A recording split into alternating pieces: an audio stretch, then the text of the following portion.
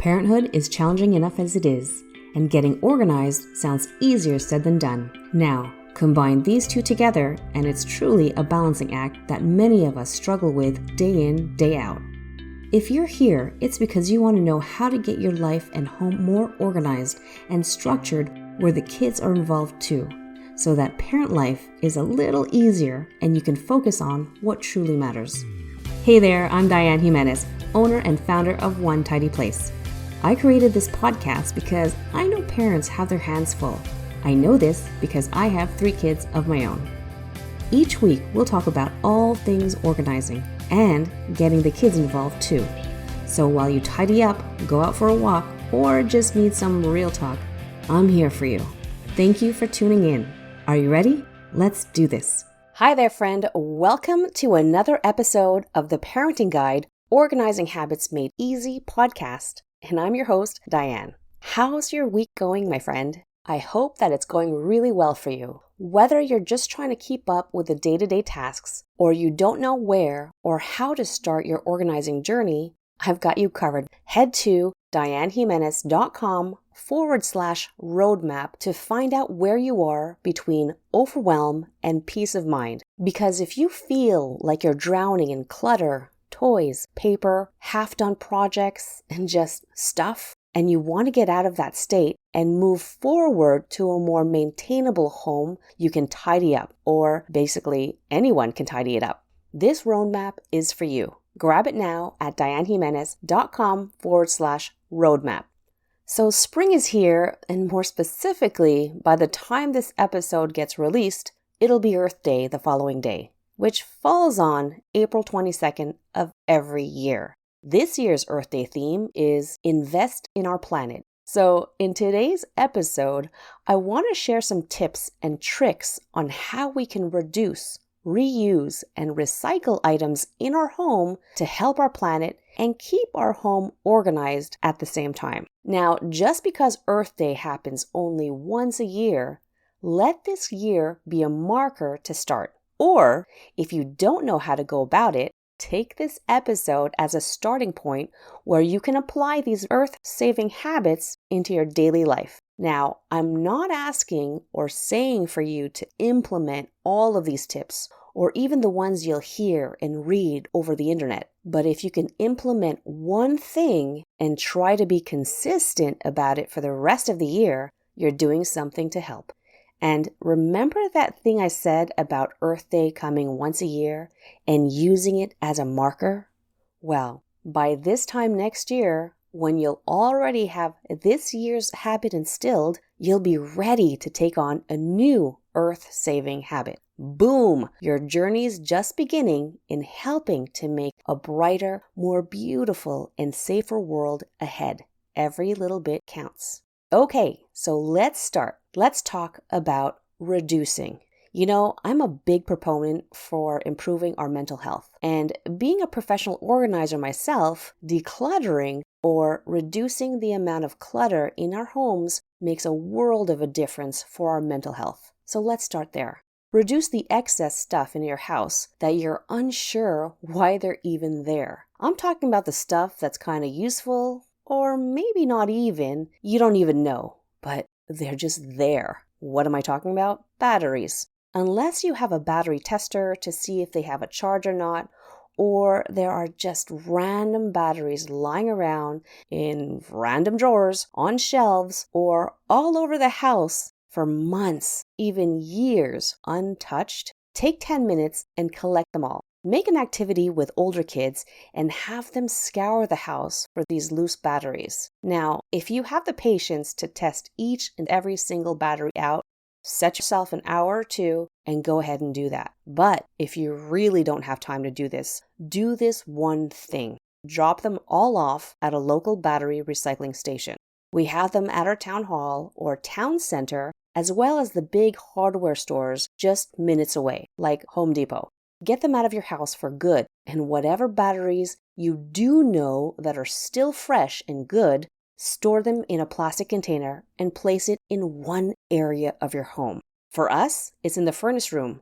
All batteries are there, nowhere else. Another thing that's kind of useful if they don't bend or snap, and I'm not referring to Legally Blonde here, but plastic and wire hangers. You know, the ones that lose their shape and form, or they snap into pieces due to heavier or bigger clothes? What about the variety you get when your kids get clothes? Hangers that can hold multiple pieces, hangers with the clips for the pants, the ones that are too small but still cute, like the ones wrapped in material or pretty plastic beads. Your kids' closets end up looking like the clothes rack after a Black Friday sale, hanging all crooked, barely hanging, or on the closet floor. What an eyesore. Instead of tossing these babies out, someone, somewhere can make use of them. I know this because just this past weekend, we were at my sister-in-law's place for Easter dinner, and there was a ring at the door. Myself and the other guests looked confused since the whole family was already there.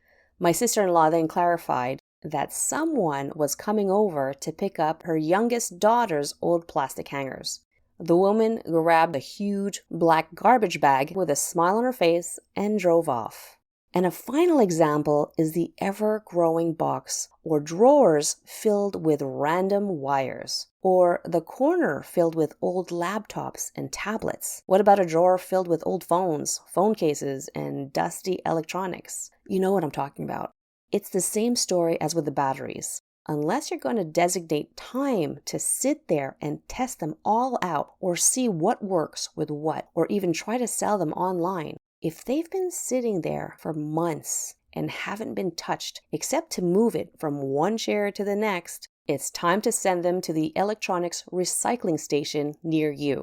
Don't forget to erase the data and memory from them to remove all things that could be linked back to you and your personal information. This usually entails restoring it to factory settings, but do take the extra time to erase everything else. I've linked how to wipe your smartphone before selling it, Android and iPhone version, in the show notes as a guide. But do your due diligence and ensure your devices don't contain any personal information. Reducing the amount of things we don't need or use anymore and disposing of them in the proper way is a win for the environment, a win for our homes in gaining more space, and an automatic win for our mental health. It's no longer taking up space in our minds.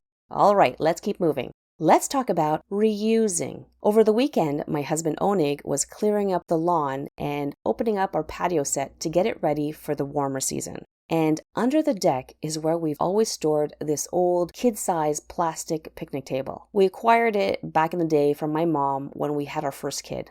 She had gotten it from her neighbor years ago because they were done with it, and they knew my mom had grandkids that visit often. These were my brother's kids who are now young adults. So now our youngest is 8 and way too big for this picnic table. So we were about to kick it to the curb, then thought, hey, let's keep this thing going. It's still in great condition. So Onig brought it over next door to the ones with really young kids. Imagine if the first family didn't give it to my mom, this picnic table could still be sitting in a landfill 20 plus years later. But instead, it's being given several more years of life at our neighbor's house.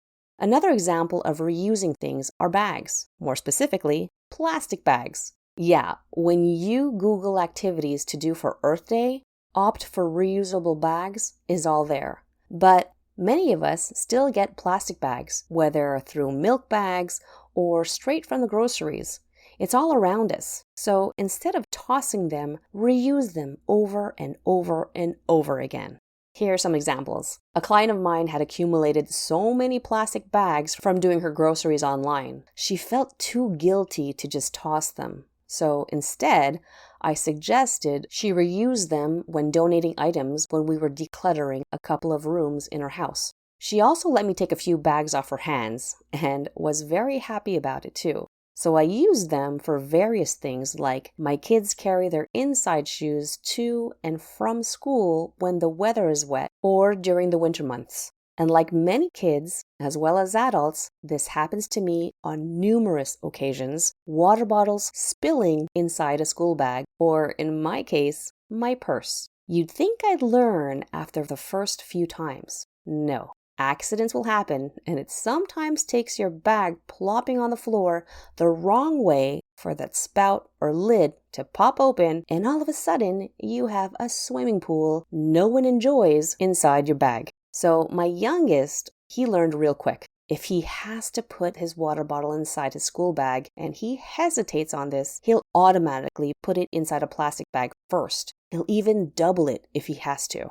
With 4 seasons here in Quebec, where a good part of the year it's pretty wet and slushy, and if you've got kids, you've got wet boots. And with wet boots comes wet socks. So before we got this drying unit for the boots and mitts, I'll link it in the show notes so you know what I mean, I resorted to sticking their feet inside plastic bags first before putting their boots on. This helped especially when their boots didn't dry overnight, despite the number of times they went in the dryer. All right, and here we are finally recycling. Sometimes we get it right and sometimes we don't. This is the case at my house at least. My kids are great at participating, but they sometimes get a little confused or they forget what's recyclable and what's not. For instance, plastic or plastic-like items.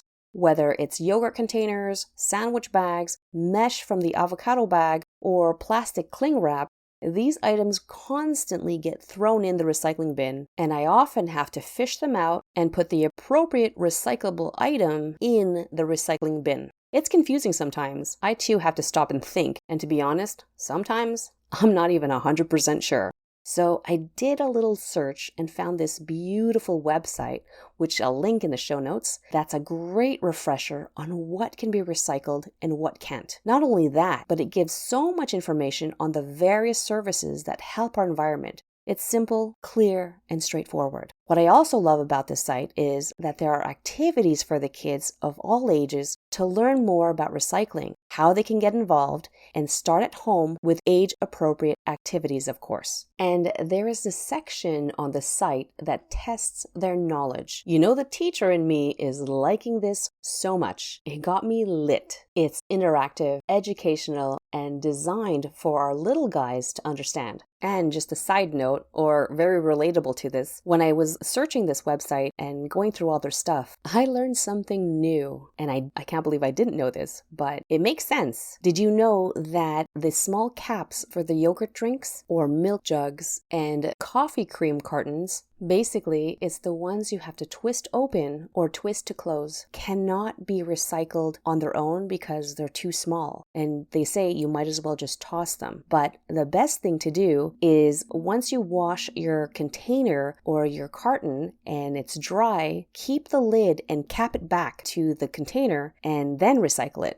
So that way, everything is recyclable and you're not just tossing that cap by itself in the garbage. So head on over there now, or after this episode, and check it out alongside your kids. The site is called Republic Services. That's republicservices.com. I'll post a link to this site in the show notes. I'll be going through it with my kids too, and see how they fare with what they know. #FamilyTime. Okay, just because I like to give you a little more for the road and keep your ideas flowing and motivation high, I'm going to give you a bonus R word. Let's talk repurposing. Have you seen them on TikTok or Instagram Reels? I love repurposing stories where people find old pieces that others leave at the curb or give away, and they make really beautiful, functional pieces with them. In the next 2 examples I'm going to share with you, nothing was refurbished or revamped, just items were used differently, but kept as is. A few years ago, I was thinking of separating the big plant we have at my house, so I got this beautiful ceramic pot for the project. Well, if you know me, it can take several years before I even do that. The good intention and idea are there, the execution, a total zero. Last summer, my mom did all the repotting for me and I assisted her. I'm not a fan of taking care of plants or having flowers in the garden. Don't get me wrong, I love gardens and flowers. I just don't want to take care of them. As mentioned, I do have plants at home. They just have to be extremely low maintenance and easy to revive. So the beautiful pot I had intended on using was just sitting there. And when I was reorganizing the shelves and small garden section in our garage, there it was, just staring at me. I always knew it was there in the back of my mind, waiting for me to take action. Talk about wasted mental real estate, right? So what were my options? Repotting it? You know the answer to that. I didn't want to throw it away. What a waste.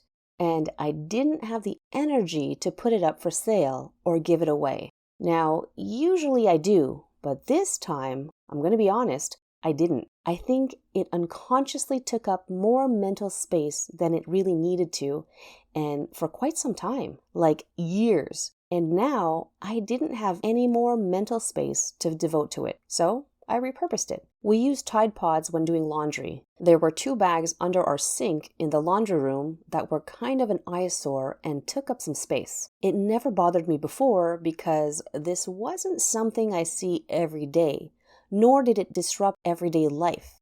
But I thought about it and how we move in that space. If I could minimize the amount of activity done here, I'd have saved time and made the space less cluttered looking. Just to paint a quick picture for you, this is what analyzing the movements in the space entails, so as to minimize the amount of activity being done. Open the cabinet, bend down, take the bag, unzip it, remove 1 pod, reseal the bag, and bend down again to put it back. I know, it's so simple, but if you think about it, that's 6 movements, including 2 back bends. Now multiply that by the amount of laundry you do every day, multiple times a day. The former athletic therapist in me is screaming. That's way too many opportunities to increase the wear and tear of your back.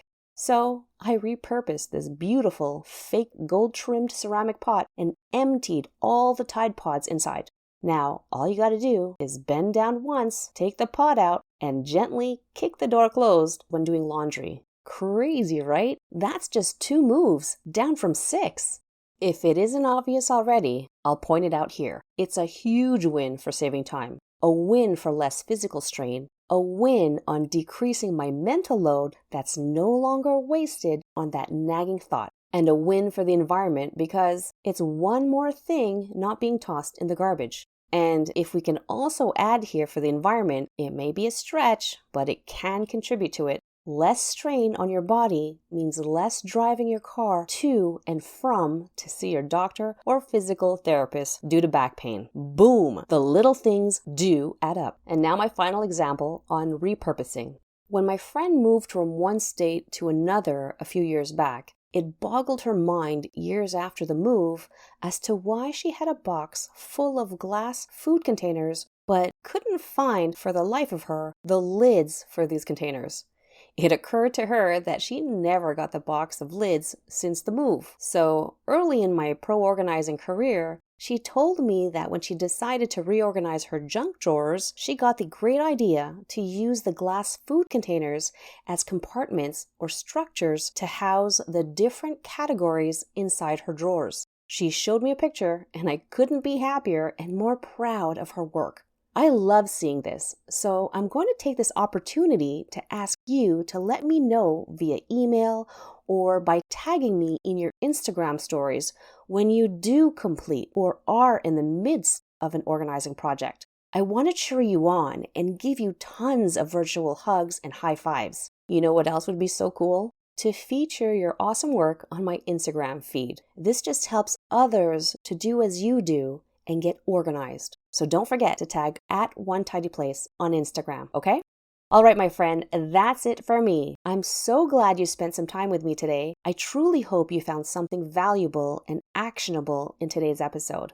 Remember, even though Earth Day falls only once a year, it's never too late to start making small habit changes in your home that will help shape the world we live in tomorrow. If during this episode you thought, hey, this is good stuff, or any episode so far, I'd really appreciate you sharing the link via text or email to a friend or two. By doing this, you're also helping me to help many others out there who want to get their home and life organized, one step, one space at a time. So to that, I thank you. I appreciate you and your time so much. I hope to see you back here next week. Talk to you later. Bye.